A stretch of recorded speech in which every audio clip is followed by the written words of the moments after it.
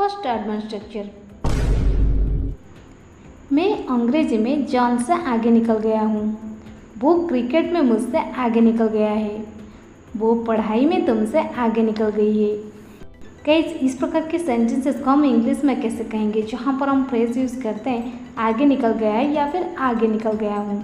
मैं आपको बता दूँ, आगे निकल गया है या फिर आगे निकल गया हूँ, इसके लिए इंग्लिश में फ्रेज यूज होती है got ahead of. Got ahead of. चलिए इसका कॉम्प्लीट स्ट्रक्चर देख लेते हैं। पहले आपको लिखना पड़ेगा सब्जेक्ट, इसके बाद हैज़ या फिर हैव। हैज़ आप सिंगुलर नंबर के पास यूज़ करेंगे या फिर सिंगुलर सब्जेक्ट के पास यूज़ करेंगे, जैसे कि ही, सी, इट, एनी सिंगुलर सब्जेक्ट के पास। और हैव आप प्लूरल सब्जेक्ट के पास यूज़ करेंगे, जैसे कि दे, वी, आई, यू, ये सब। इसके बाद आपको यूज़ कर देनी है got ahead of. Got ahead of के बाद ऑब्जेक्ट और लास्ट में अदर वर्ड्स। चलिए कुछ एग्जाम्पल के मदद से इस स्ट्रक्चर को और भी अच्छे से समझ लेते हैं।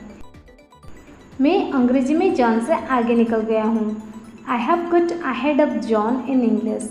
I have got ahead of John in English. वो क्रिकेट में मुझसे आगे निकल गया है। He has got ahead of me in cricket. He has got ahead of me in cricket. वो पढ़ाई में तुमसे आगे निकल गई है।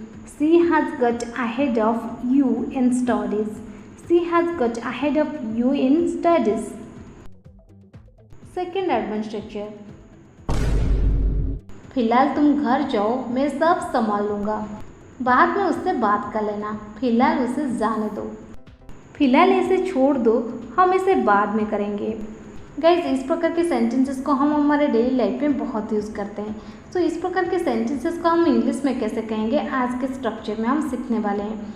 मैं आपको बता दूँ, फिलहाल के लिए या फिर कुछ समय के लिए, इसके लिए हम इंग्लिश में यूज़ करते हैं for the time being. For the time being. इस फ्रेज को सेंटेंस में कैसे यूज़ किया जाता है कुछ एग्जाम्पल के मदद से समझते हैं।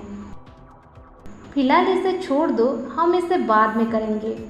Leave it for the time being, we will do it later. Leave it for the time being, we'll do it later.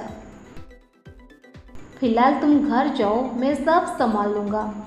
Go home for the time being, I will handle everything. Go home for the time being, I will handle everything. बाद में उससे बात कर लेना, फिलहाल उसे जाने दो। Talk to him later. Let him go for the time being. Talk to him later. Let him go for the time being.